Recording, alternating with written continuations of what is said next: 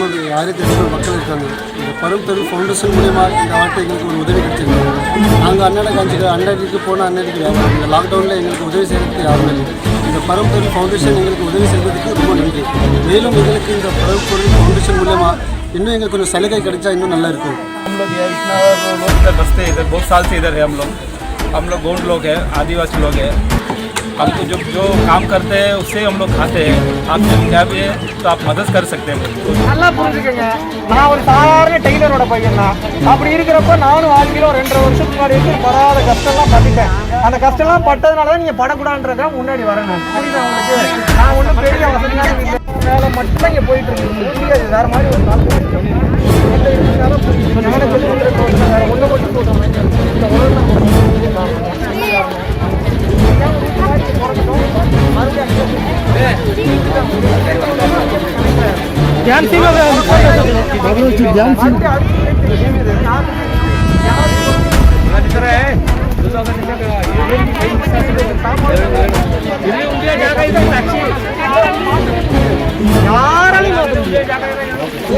யாராலையும் கஷ்டப்பட்டு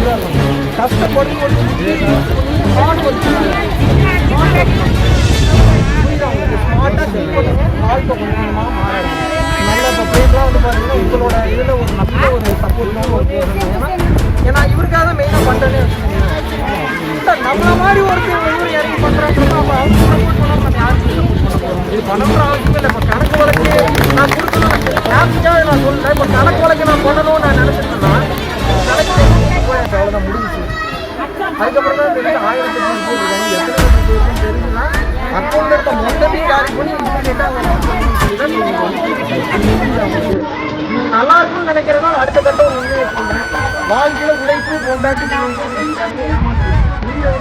உடம்பை விட்டு வாழும் போது நீங்க எந்த மனநிலையில வாங்கணும், மற்றவங்க செக் பண்ணி சுயநலம் இல்லாமல் அன்பு காட்டினா மட்டும்தான் வாழ்க்கை மாறி நடக்க மாறும்.